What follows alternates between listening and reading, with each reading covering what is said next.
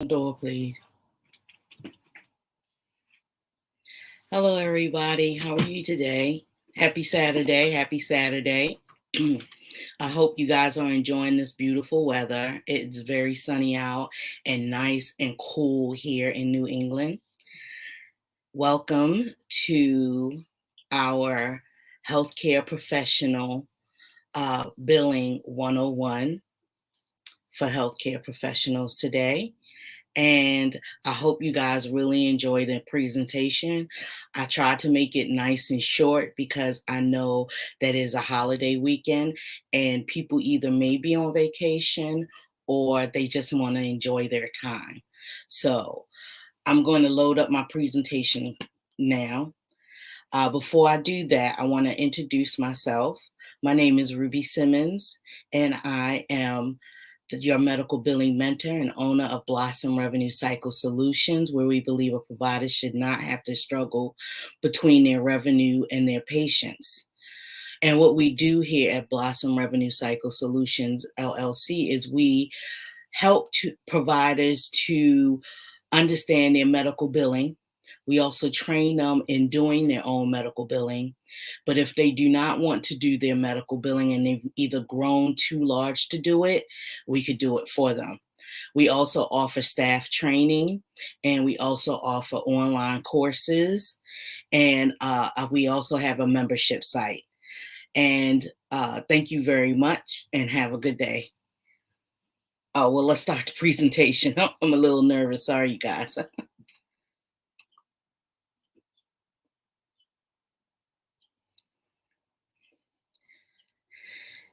So if anybody can comment in here to let me know if they can see the presentation. I can't comment back really, but if you comment, I can see your comment. So let me know if you can see the presentation. Okay, great. Thank you so much, Marsha. Thank you very much. So welcome to Professional Billing 101 for healthcare professionals.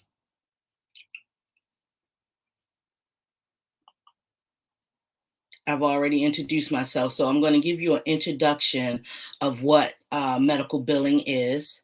And professional billing is a process of submitting claims to insurance carriers, government programs, or patients for services provided by healthcare professionals, such as doctors, nurses, therapists, and other providers. The goal of professional billing is to receive payment for medical services provided to patients. Professional billing typically involves the following steps. 1, patient registration, medical coding, charge entry, claim submission, payment processing, and denial management. Professional billing requires knowledge of healthcare regulations, coding guidelines, and insurance policies. Healthcare providers may handle billing in-house or outsource it to a third-party billing company like Blossom Revenue Cycle. So I didn't do points, and as you see, we will go over each step, and next to it you will see which step we will be going over.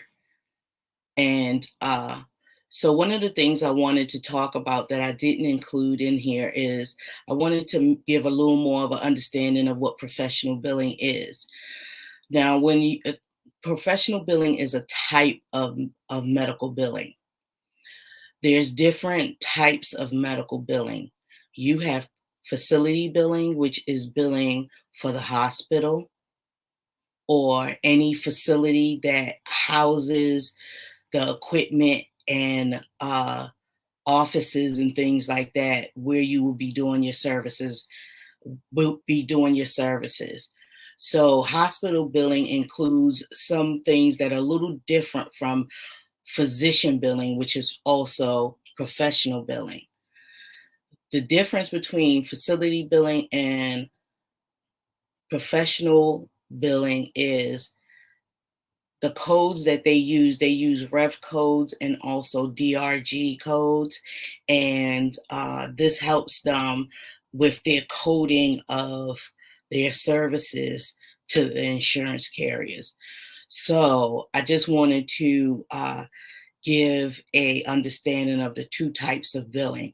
There are other types of billing, but I'm not going to get into that right now because as a professional, you want to really just know professional billing. So the first step in professional billing is patient registration. Now, with patient registration, you're going to start with collecting the patient demographics and their insurance information. And it's at this point that you really want to practice a lot of your customer service skills here when it comes to collecting the patient demographic and insurance information. And the reason why you want to practice your customer service at this point when you're collecting all of this demographic information, including their addresses and their name and their date of birth and their insurance card and their policy information, is because this is your first representation of your practice to this patient. And you don't want the patient to be a no-show.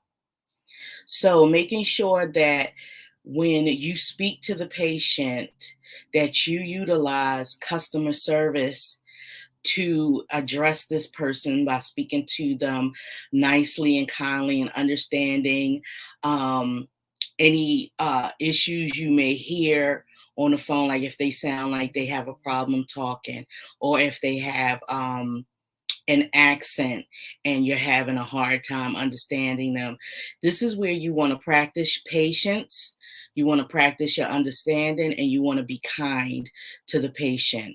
And if you need to put the patient on hold because you're having a hard time understanding them, and see if you can get another person that may be in the office to help you with registering the patient, then do that. But right here, when you're collecting all of this information from the patient, you want to practice your customer service, and that's important. So, collecting patient demographics. You want to make sure that when you speak to the patient, you ask them for their insurance information.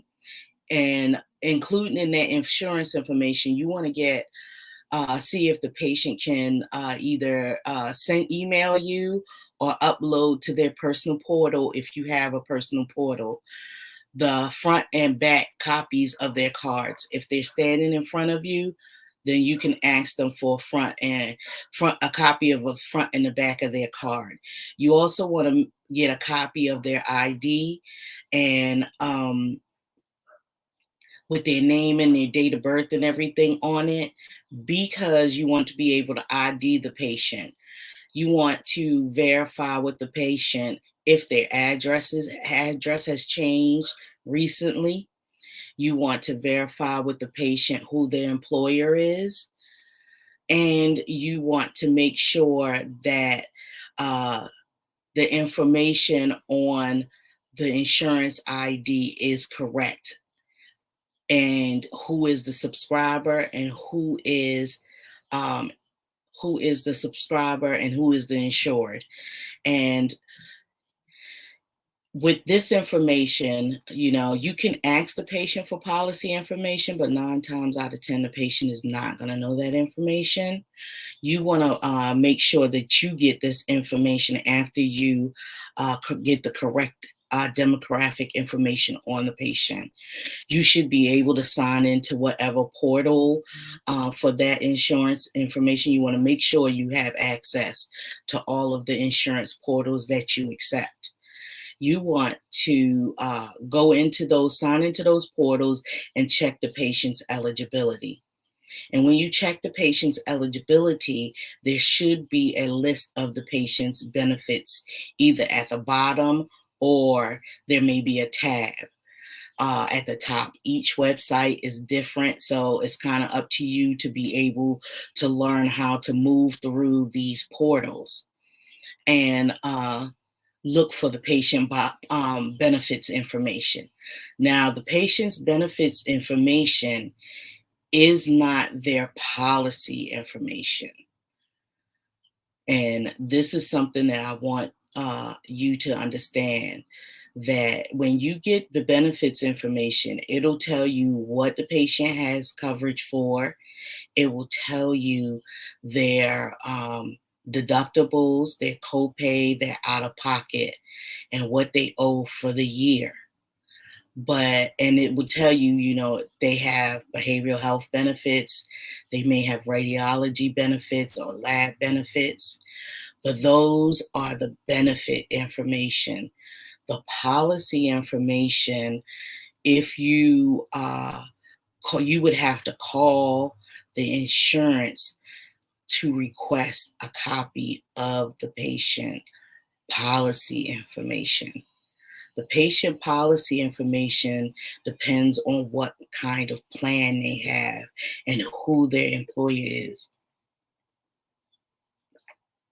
What a lot of people, including billers, don't know is in the policy information is basically what your employer says they will pay and cover for within your plan.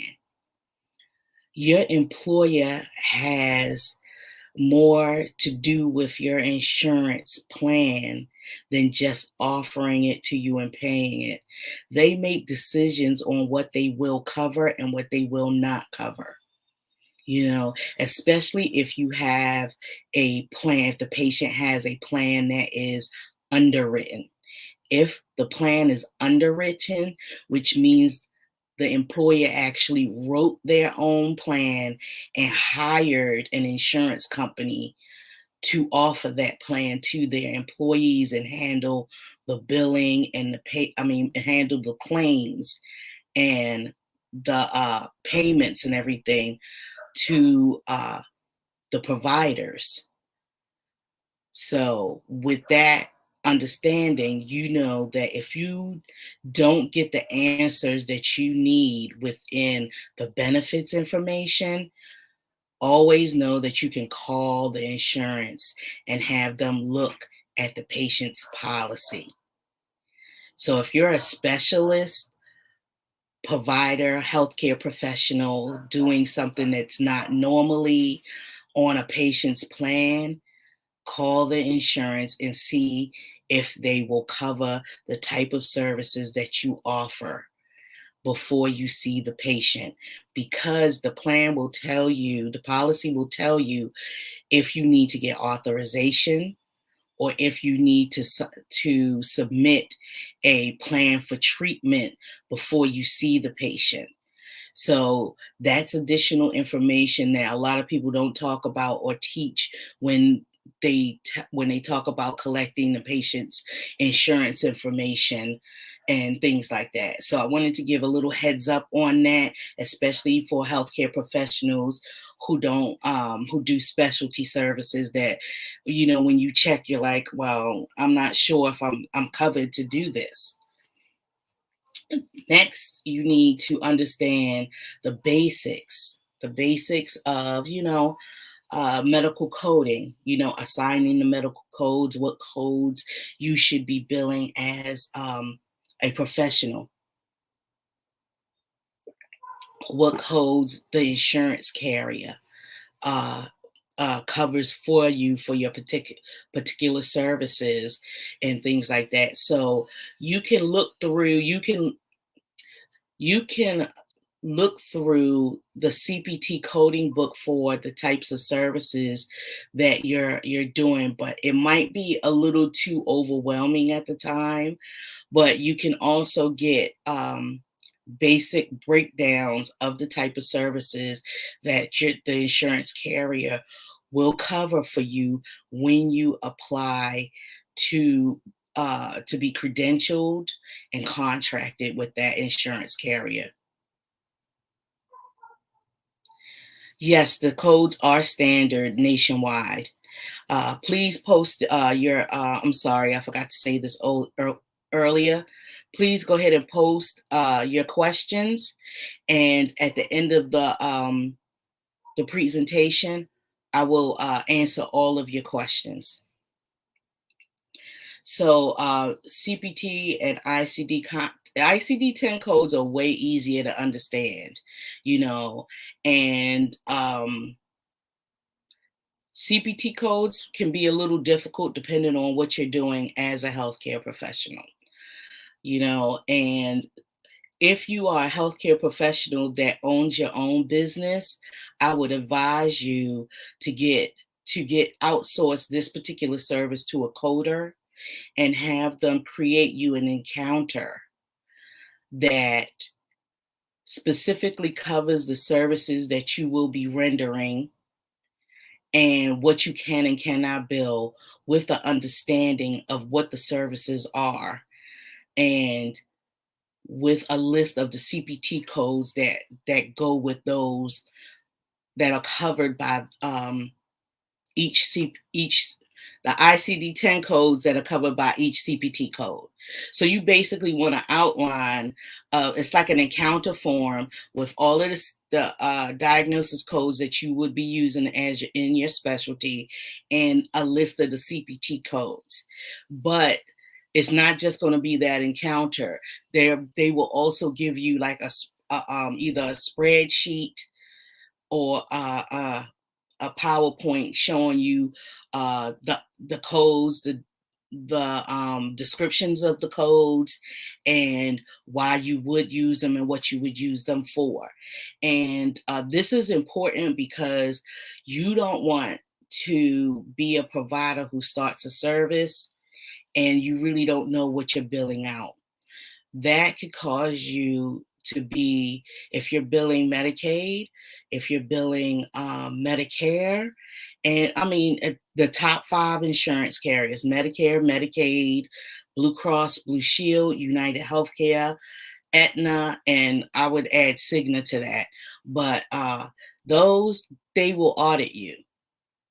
And if you end up getting caught audited by especially Medicare and Medicaid, and you are not billing the correct codes or diagnosis codes, you can get investigated for fraud. And if they investigate you for fraud and they feel like they found you to be fraudulent, they will recoup all of the money that they have sent you, and you will be caught having to pay all of these charges back to Medicare, Medicaid. And I just worked with a doctor that this happened to. So this is why I'm warning you, as a healthcare professional, when it comes to your medical coding, if you're not sure on what you're billing, hire a medical coder to write this information out for you.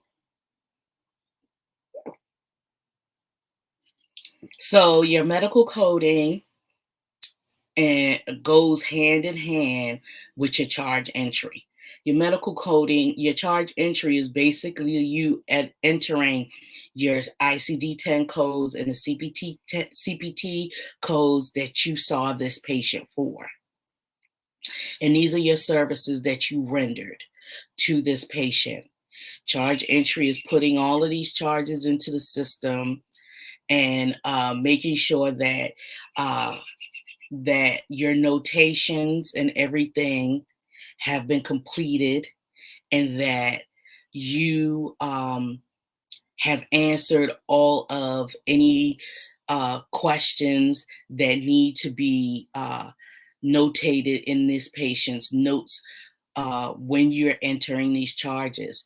Because if you're a specialist where you have to submit a plan of care to this particular insurance for the services that you're rendering, or if there's a specific form that they want you to fill out and submit it with the claims, you want to make sure you have all of that information completed and in the patient, in the EHR, and in the patient's records, so that when you charge enter all this information and it starts to flow through to the system to go to claim submission, that your notes are complete.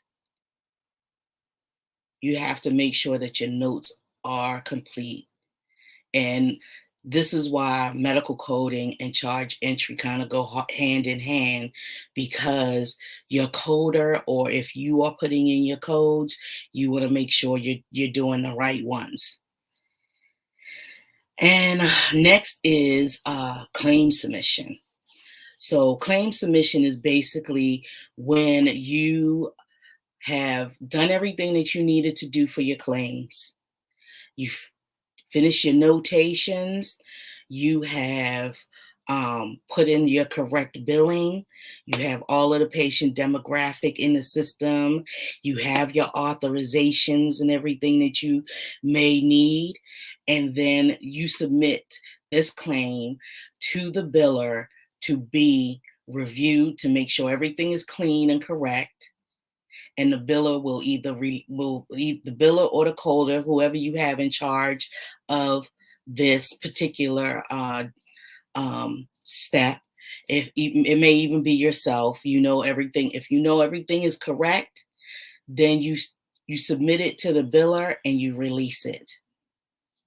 If you're using a system like Cario, the biller would release it. And like I said, it depends on who you have in that position to release those claims to the biller. And then once it's released to the biller, then it goes, the biller releases it and lets it go through to the clearinghouse. And so this is where you need to pay attention to your clearinghouse after you have submitted claims. Now, the majority of claims go across electronically, but every once in a while, you may have to mail claims, like maybe to a secondary who doesn't do crossover like Medicare does crossover. So if Medicare knows that the patient has a secondary insurance, and they have the correct information, which sometimes they don't have the correct information, and they'll cross it over to the wrong insurance. And normally in their EOB, they will tell you, we crossed this claim over to this insurance. So let's say, oh, this patient's secondary insurance changed. You have a different insurance than what Medicare cross the claim over to. So how do you get paid for that? Because if it goes to that insurance, they're not going to pay it because the patient's no longer active. Or they may pay it because the patient is actually active with that one, and the insurance that they gave you is actually terminated. So in these types of situations, you need to contact the patient and get the correct information. And if you can't get in touch with the patient and you need the information, instead of holding it, here's another thing that you can do besides calling the patient is you can call each insurance carrier or check it on the portal to see which one is terminated, which one is active. And that would be a way to get around that without having to wait for the patient to call you back and things like that. But the only thing that I would say is sometimes you could run into an issue where the patient actually has both insurances, or both of them could be terminated. Then you would have to really wait for the patient to call you back and clarify, how long did you have this, and or neither one of these are effective for our data service. Is there another secondary insurance that you have on file and things like that? So uh, that is how you would deal with Medicare and having a secondary insurance with Medicare. Now we could get into tertiary insurance, but I don't want to make this too long. I'm trying to stay within my hour, and I get to gabbing a little bit, you guys. So I'm sorry if I give you a little too much information. But so next, after doing your claim submissions. Now, with claim submissions, you have to remember that you have to submit the information the way the insurance carriers want you to submit the information. And sometimes some insurance carriers don't want certain things in each in the different boxes in on the claims, and they'll tell you if you start seeing weird, rejections, or the claims have gone through and you're seeing weird denials from the insurance carriers. Always call and check on these kind of things, because you just never know, especially with smaller insurance carriers like commercial insurances. Sometimes their systems don't always accept uh, the electronic claims the way they come over. So that might be some issues you might run into. Most of you, if you're a therapist, you're a smaller provider, you probably wouldn't run into this issue. But if you're a larger provider, you may run into this issue.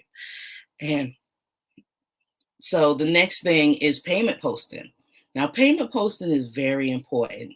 A lot of people, don't reconcile their payment posting, but it's important to keep your records reconciled when it comes to payment posting.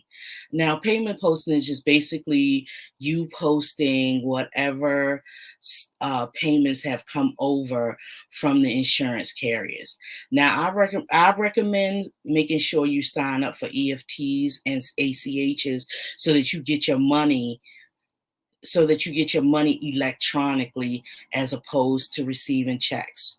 Especially with all of the check scamming that's going on right now, you want to make sure you get your money electronically. So fill out for EFTs and fill out your ACH for your money. And this way, it'll save you time when it comes to payment posting. And it'll also help you with the reconciliation process, because all of that is already in the system and matched up.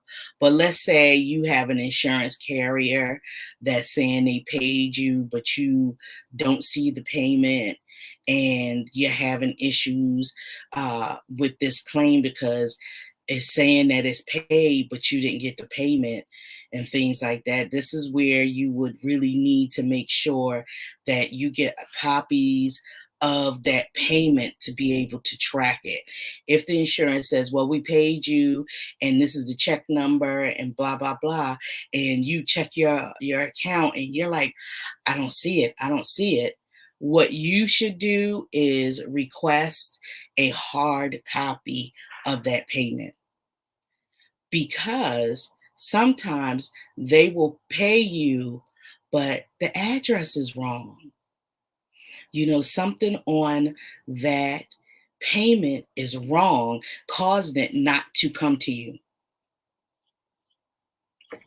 So if you have an issue like that, know if the insurance carrier keeps telling you they paid you, get a hard copy of that payment if you can't find it.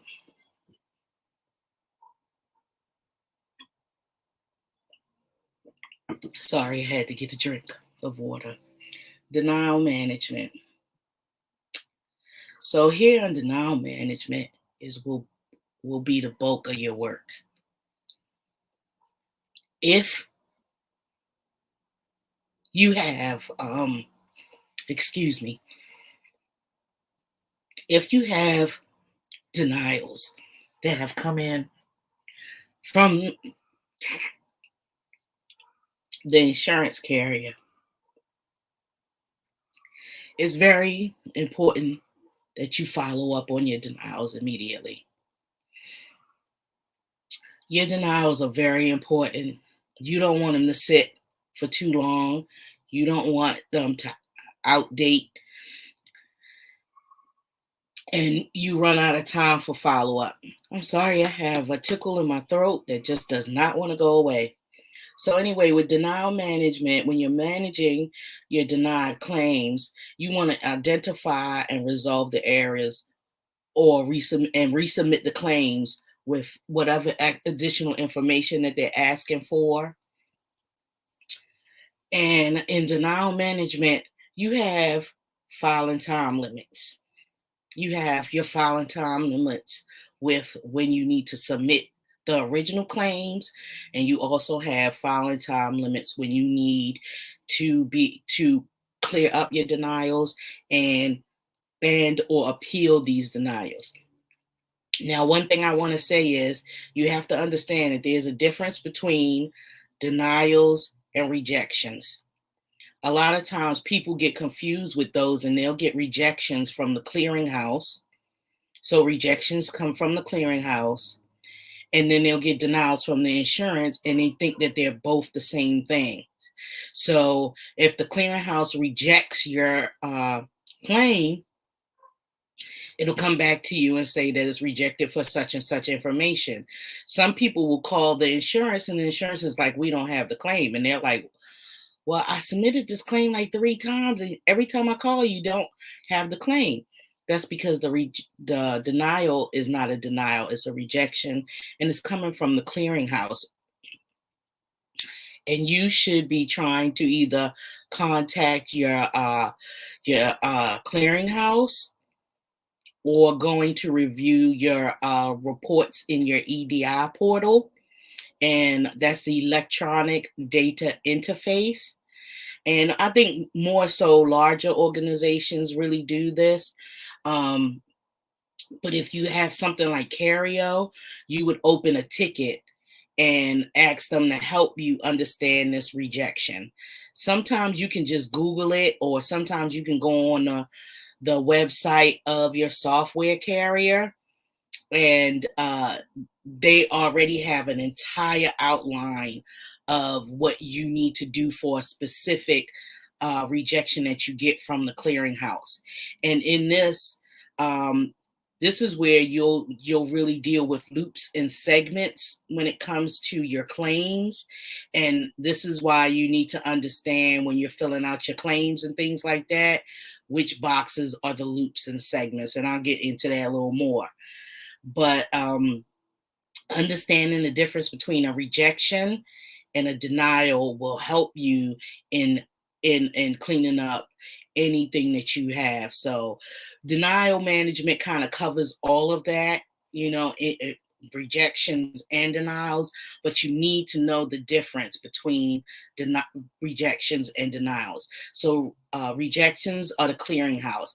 That means it left your system, went to the clearinghouse, never made it to the insurance carrier. The clearinghouse rejected it and sent it back to you and said, hey, you need to fix this. It's not a clean claim. A denial means that everything was good. It went out of your system. It went to your clearinghouse.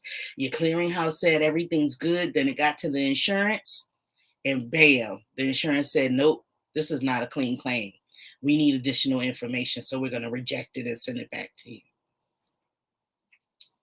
And so in this case, this is where you identify and resolve all of your errors that you have. And a lot of times the top rejections are usually like duplicates, eligibility.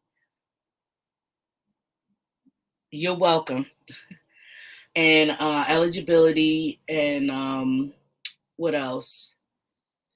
There's a couple of them. There's like 5 of them.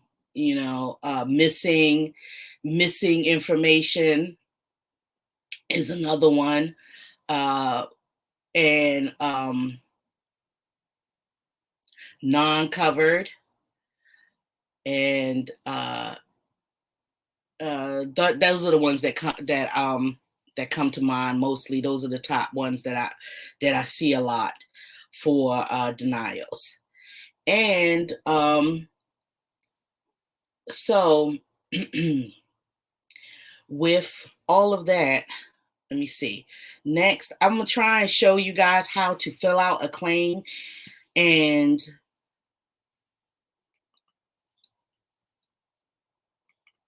I hope this goes correctly, because I've been trying to get this to come up for me on the screen so I can show you on the screen how to fill out a claim, and also how to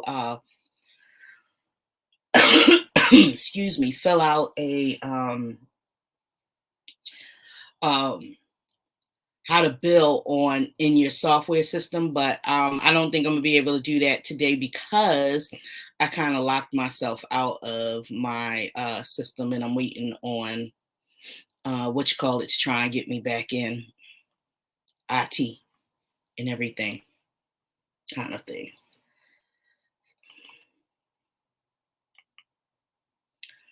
So I wanted to give you a picture so you could get a visualization of what it's like on filling out a claim. And oh, I'm sorry. We need to go to how to follow up on unpaid claims. This is one of my favorite parts of doing medical billing. And it's because I'm a denials geek. I love working denials. I love claims that have problems because I like to be able to figure out what the problem is and clean it up. So here's some steps when you have claims that have either rejected or denied. You need to do your research. It's very important to do your research. Very, very important. And it's very important to stay organized. So you get your notebook and you call your insurance carrier. When you call your insurance carrier, you want to make sure that you notate everything that is said in that call. I mean, not like word from word, but what will help you move forward. So in doing your research though, you want to make sure that before you call that insurance carrier, you have the patient's demographic information, you have what the services were rendered, the date of service, any EOBs that you need to pull or have it up on your screen and say it denied for this and I don't understand, things like that. So make sure you have all of your information in front of you, and that's what I mean by being organized. And then you call the insurance. When you call the insurance carrier, if you can't get the information off of the automated system and you need to go to a representative to get more understanding, make sure that you notate the date, the time, the name of the representative, and then you notate what they said to you. And the reason why you want to do this, and I know it seems like a lot of information to take down, the reason you want to do this is because if that representative gives you incorrect information and you end up getting denied again because you did what that representative told you to do, you can always appeal that claim and said, this is what the representative told me. And this is important, especially in the case of if you're getting an authorization, if you're getting benefits information, always take down the date, the time, and the name. Because if somebody said, you don't need an authorization for this, and you don't get an authorization for it, you can say, I called on this date at this time, I spoke to this person, and she told me I didn't need an authorization. And this helps you because every insurance carrier records their calls.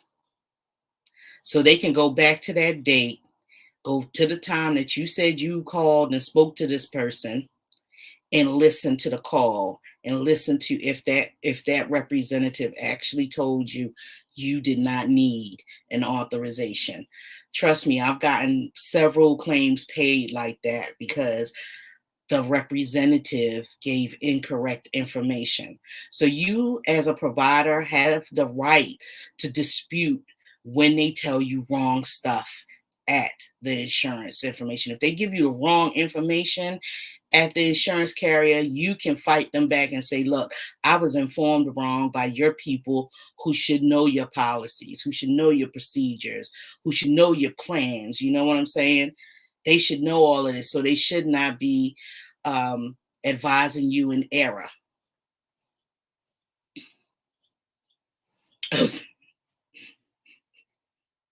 You can record, you can let them know you recording also to keep them on their P's and Q's. So you want to do all of that you want to get all of that information when you're speaking to somebody. And let's say you need to enlist a coder. You know, they're saying that the code that you build is not correct, and you've done your research. There's nothing on their portal that says instead of billing this code, you should be billing this code. So your portal is your lifeline, really. Your portal gives you your policies, your procedures. It even gives you some plan information, not a whole lot, but some, especially Blue Cross Blue Shield and Medicare, and Medicaid is getting better. They really will tell you what they want on their portal in their policies and procedures. So it's very important that you utilize the portal when you need to understand certain things when it comes to rejections and denials and on what CPT codes and diagnosis codes that you should be using. So that should be your first place that you check before you call. See if you can find it on the portal, on the insurance websites. And they will tell you the information that you need. And if you're not sure, then call. Then call the representative. And if you read the policy and you're not sure on what it's saying, call the insurance carrier.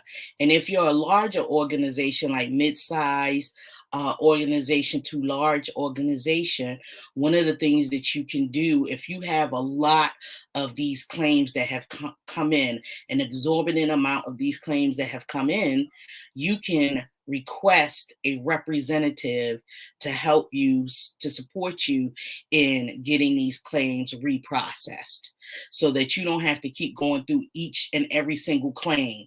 Instead, you'll get all of the information together, put it all on a spreadsheet, send it to the representative, and that one representative will work everything for you, because sometimes it's just so much information.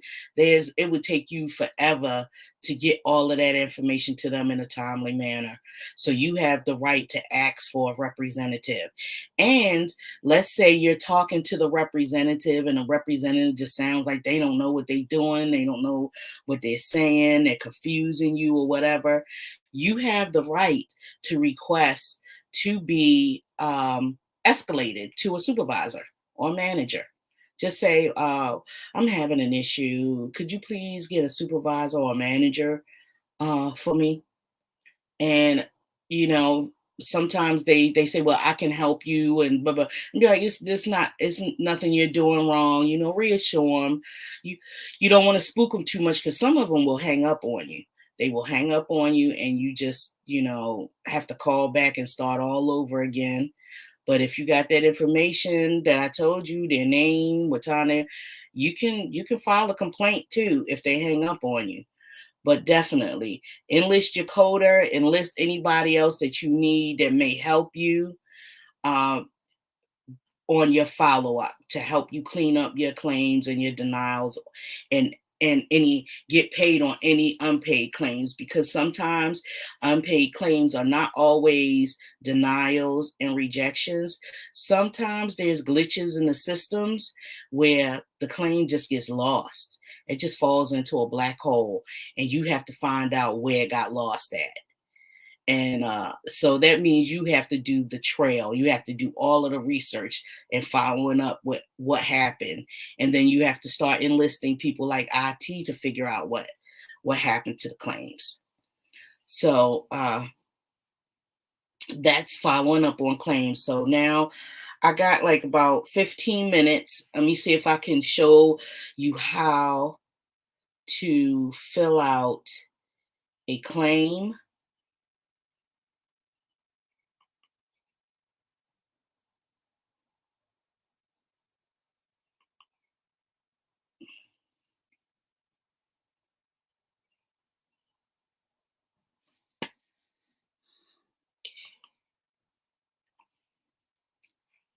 All right.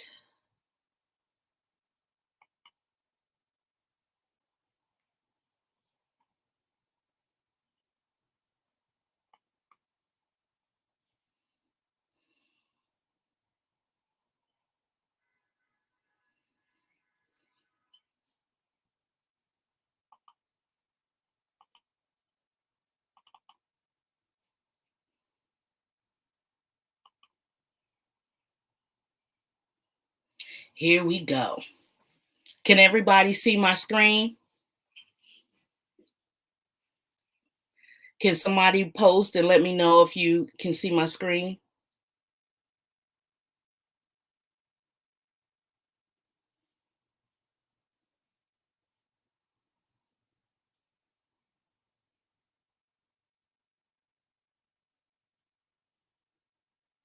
Thank you. Thank you, Angie.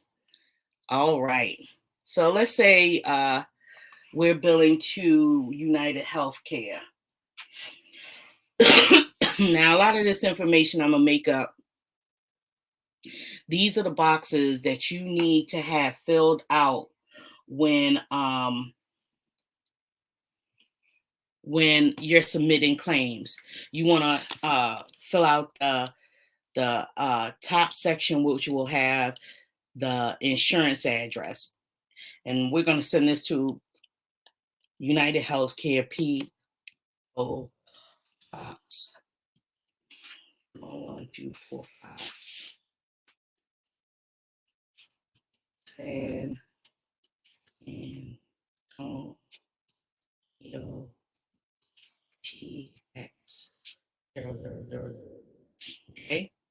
Sometimes some insurance carriers want you to have all four in here, but you know, you can set the system. The system usually tells you what it wants. You want to make sure your address up here is correct so that it goes to the correct address, especially if you're mailing it. Now, you need to make sure that this box right here, let me see, can you see me filling this out? You can? Okay, there goes my thing. So you want to fill in which insurance, what insurance you want this to go to. You have to let's do Medicaid and check the Medicaid box. You have to make sure that you put the insured's ID number in here.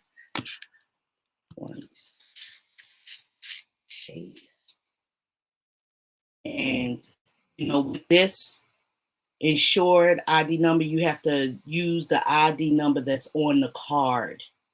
You know, some insurances, they want prefixes in front of it. Some insurances have prefixes within it all over it, like Medicare. You want to make sure that you copy that information correctly over here. You want to put in the patient's name. I'll just use mine. You want to make sure you put in the patient's date of birth.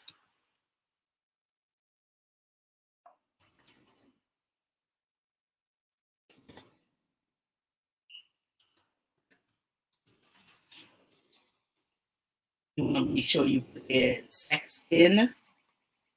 You want to put the insured's name in. So, like, let's say my husband is the insured. I would put his name in.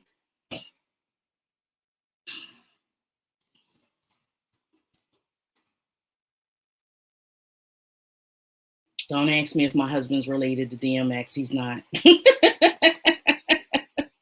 We get that all the time. So, and then you want to fill in the address. You want to fill in the address.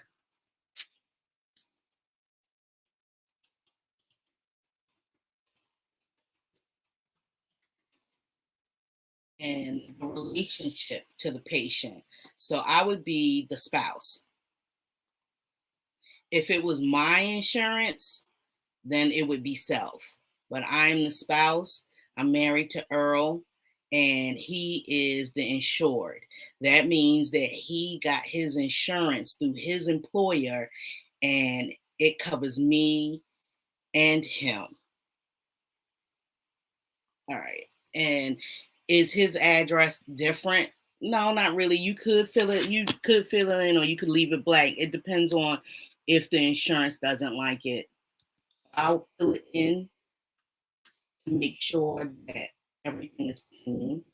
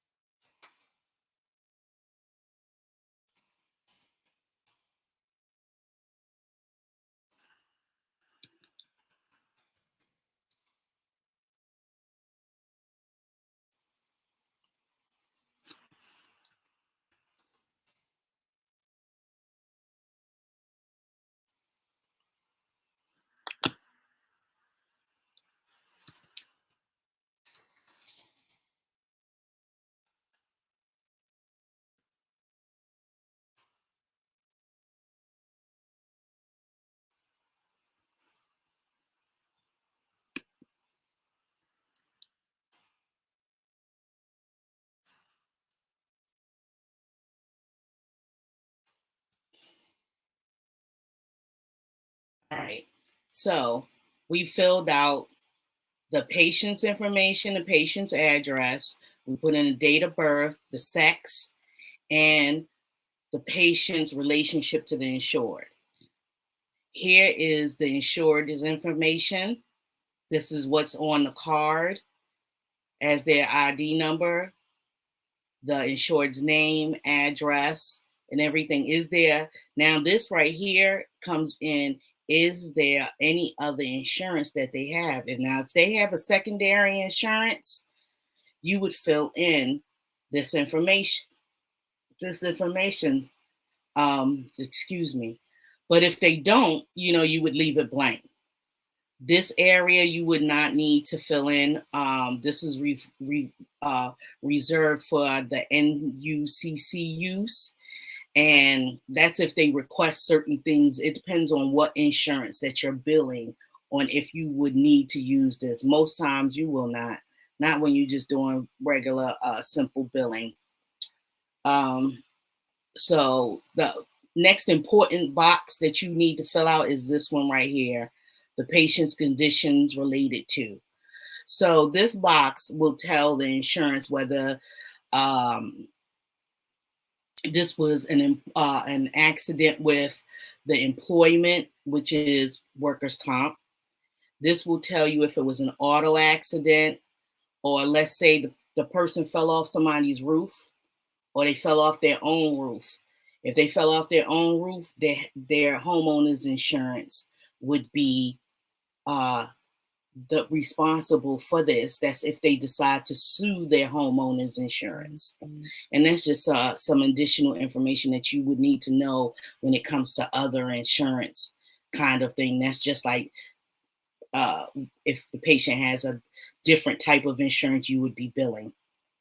So if it's any of these, you would say yes to it and then put the state that it happened in right here. But if it's not related, if there's no accident, you just say no to all of these. No. Just say no. Make sure you fill that all out. And this is important too, because sometimes insurance carriers flag diagnoses. So if the diagnosis is something that sounds like it might have been an accident, they will reject your claim and say something like, this is possibly an accident, and we sent a form to the patient, to the insured, and we're waiting for that later to come back. And if you get something like that, that means you need to contact the patient. So, and this will also help if you say, this is not a workers' comp accident, and you can submit it with the notes and things like that. Sometimes that'll help, but sometimes it doesn't, because the insurance is just crazy like that. You want to fill out box 11D. If the patient does have other insurance, you would say yes. If they don't, you want to click it and say no, because you don't want them to think that there's another insured on this claim. And for box 12, you want to make sure you type in signature. I like to do it in cap locks.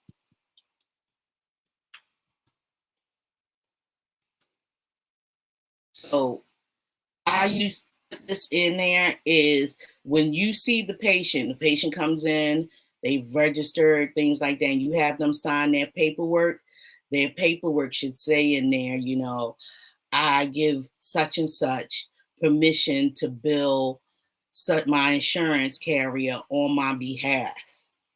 So they're giving you to bill on their behalf, because this is really the patient's bill. This is not your bill.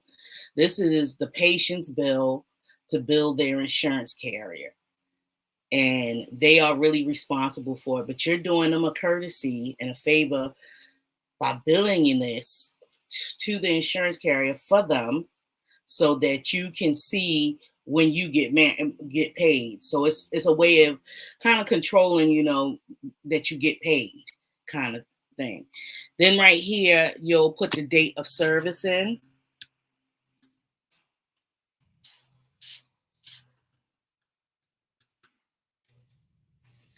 I mean, not the date of service. You'll just put the date that, the signature was obtained.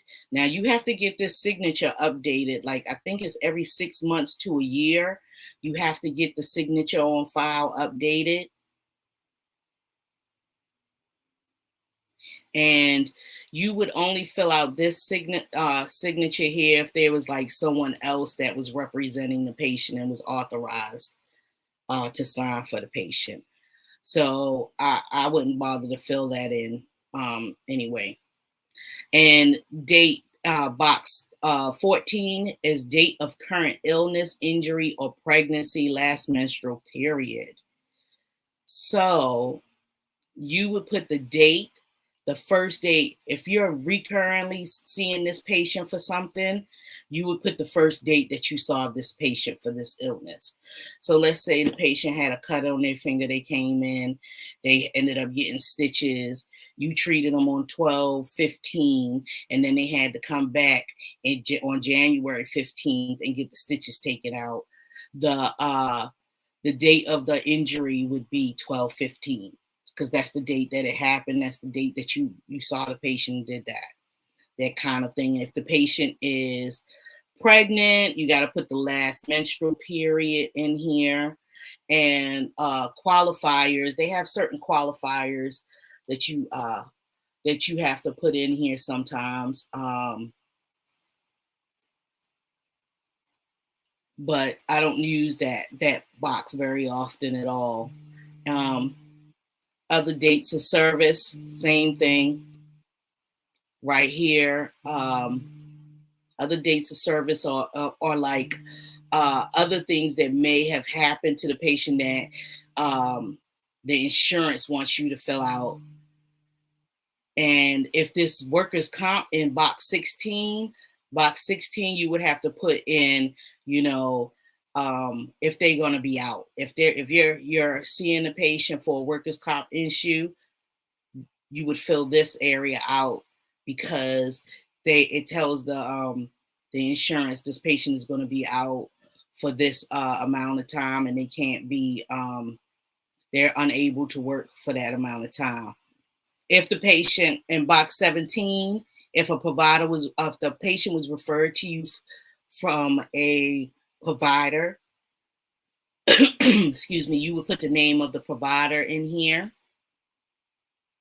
and that provider's like NPI number and everything. If the patient is hospitalized, you would fill in box 18 and put, how long the patient was in there, the admit date, the discharge date, and any additional claim info would go into box 19. If you sent out outside labs, let's say you might be a therapist and you're doing patients that have addiction problems, and you have to do urinalysis on them once a month, you would probably need to use that box. Or let's say you're a clinic, but you don't have an inside lab in your clinic, and you refer everything out to an outside lab, you would use this box. Now, box 21 is your diagnosis box.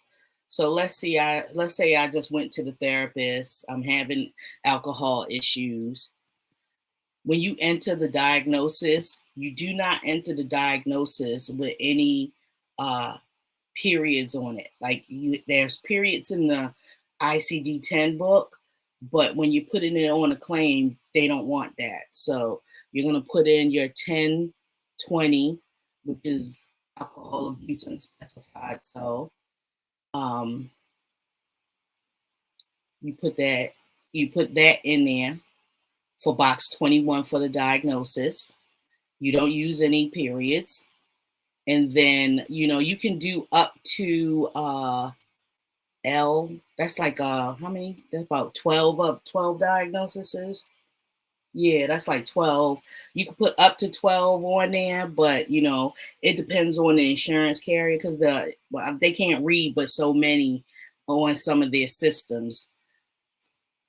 And that's just a little bit of knowledge on that. Now let's say you already submitted this, you submitted the claim wrong, and you need to correct it. So you're going to send a corrected claim to the insurance carrier. That's what you would use box 22 for. So box 22 is where you would put, the code of the claim. You got 1 for the original claim, but then you have 8 for voided, 7 for corrected, and there's a couple other codes, I think 1 or 2 other ones that you would use. But let's say you want to send a corrected claim, you would be putting a 7 there, and then you would put the original reference number of the original claim, which would be the claim number, in this box. So basically what you're telling the insurance is, I want to correct the claim for this particular claim number. I want to correct it. And this is all of the, when you fill in all of this information, it's what you want to correct it to. I hope that makes sense. Right, yeah. I'm going to delete that because we're not sending the corrected claim. Let's say, all right, I saw my therapist on 12. What is this doing? It's blinking. Okay, there it goes. 12.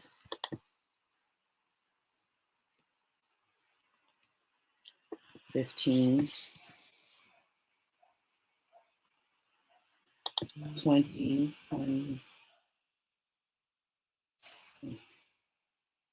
23. Don't need the whole year. And I saw him one day, so it's 12. 15.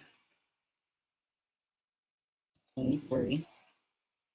My place of service would be office, which would be 11. And I don't need to fill out box C because this is not emergency. And box D is going to be my HCPCS or my CPT code and my modifiers, if any, if I need any. So I'm going to do let's say as an initial visit, I'm going to do H0001 because I'm seeing my therapist the first time, and because I've been drinking a little too much. You know that song, I've been drinking more alcohol for the last 5 days.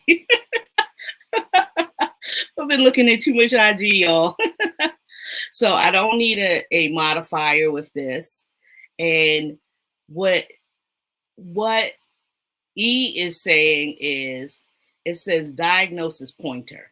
So you're like, you would think that you would just have to put the diagnosis here. No, what you want to put here is the line A, the letter that's representing this diagnosis, what is pointing to this diagnosis. So A points to this diagnosis.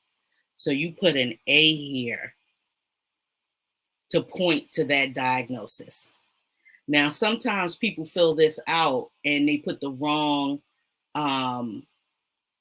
pointer, and you'll get a rejection saying that the CPT code doesn't match the pointer. The CPT code doesn't match the diagnosis. Now, it's like, so what it's saying is, okay, this diagnosis is not something that you would bill with this CPT code. And sometimes that happens. There's a bunch of different stuff. So let's say, what's the charge for this? Let's say the charge is $192.87. You put your 192. Oops, I'm sorry. I filled that out wrong. You put 192. Let me see if I can delete that. 192. 87. Yeah. In the change section. G is days or units. So let's say if I was inpatient for 5 days, I would put 5 here.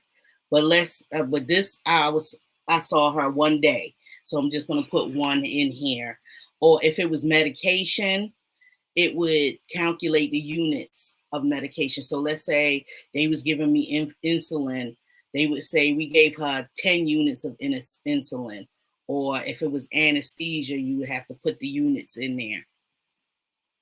And then this EPH is the EPDT, and that's like a Medicaid family plan. It has something to do with the child, and that's not really something that you would really use too often, or probably never.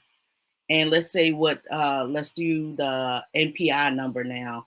This is very important that you fill out. J is the NPI number.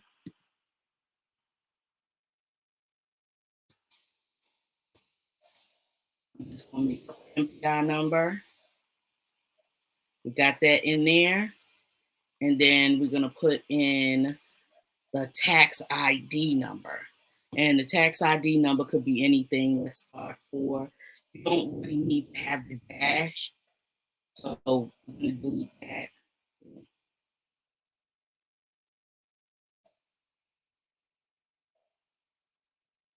That's tax ID. You need to make sure that you check that it's the EIN, which is the tax ID number. Some doctors, if they're really small, they just use their social security number until they can get their tax ID number.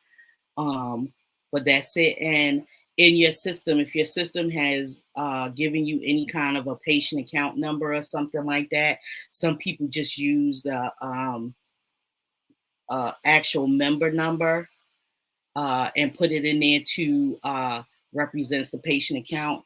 But we'll just put a 1 right there. You need to make sure that, especially for Medicaid, if you're billing Medicaid um, or Medicare, and I think the VA, you have to make sure that you accept assignment for this patient. But you should always check it for whatever insurance that you're billing.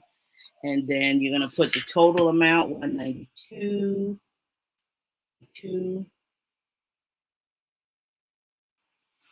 87. I have to get used to that because in my system, I don't have to separate it like that. I just put 192.87 and it automatically does it.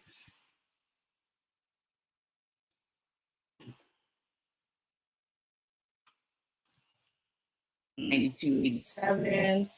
And you come down here to box 31, and you could it will either put the digital signature on file from the doctor on here, or you can hand sign it.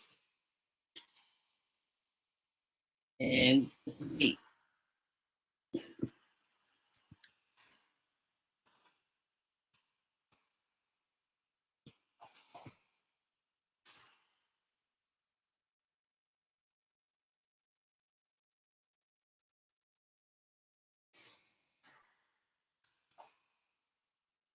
I don't know why this won't fill out for me.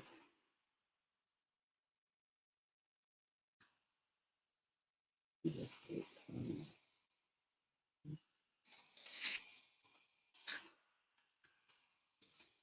it. Here you would put the facility address. If there's not a facility, you just seen them in your office because you're a private practice, it would be the same address in both box 32 and 33. But let's say you're a provider and you're within a hospital, you would put the hospital address as the facility, and then you would put your address right here as the billing provider, because this is where they're going to send the money. They're going to send the money here. But you want to say, well, I saw the patient. This is the location that I saw the patient at. but this is my billing information, and this is where you want to send my billing information. And that's basically what that's saying. So we could do like,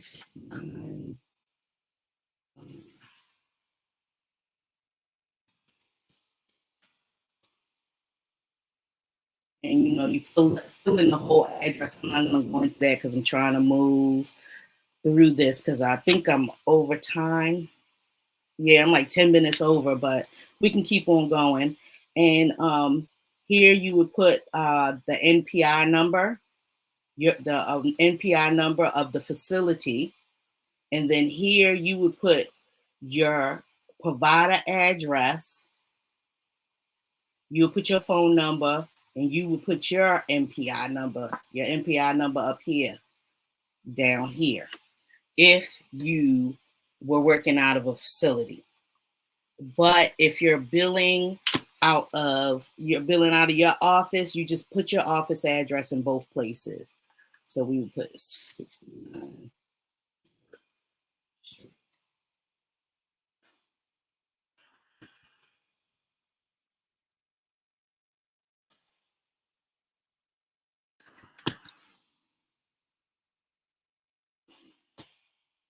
I have too many over here. All right, so that worked out pretty good. Thank you very much for being patient with me. And this is how you fill out a claim. And sometimes, depending on it, sometimes you can fill these out in the portal just to do your billing. And depending on the type of insurance, if you're doing it through their portal, they don't always ask for you to fill in all of this information. It'll kind of highlight what they want you to fill in for that insurance carrier. So I'm going to stop sharing my screen. I hope that information was helpful for you guys. And we have finished. I'm sorry that we went a little bit over. If you have any questions that you want me to answer, please make sure you post it. Thank you for everybody that have been active and posting and joined us today. So thank you for your support. And you can contact me on IG at Blossom RCS LLC. And in the bio there, it has all of my links there. And it has all of my Facebook groups. I would like you, if you haven't, you can sign up to join your medical billing mentor, where I share medical billing tips. Every Friday, I do a mentoring moment. And also, I share other lives that I don't always share on LinkedIn and IG in there. I have some freebie information, tests, and education in your medical billing mentor group. And in that link in my bio, it's my smart link. It also gives you connection to my website, Blossom RCS, to my LinkedIn, Ruby C. Simmons, and also to my membership site that is on sale for $47 a month right now for the summer. And after the end of June, it'll be going up to $197. So if you want to join and be grandfathered in at the end of June, it'll be $47. I also have a understanding insurance course coming up. And if you purchase that course for $47, you automatically get into the membership site for the month of June. And I also have a couple other speaking engagements coming up on June 15th. And also, I have something coming up with Miss Angie Hill on scholarships and how to get scholarships if you want to get into the healthcare industry and you need additional funds to pay your way through college, and or if you can find programs that'll help you to pay for any certificate programs that you may get. So thank you very much, everyone.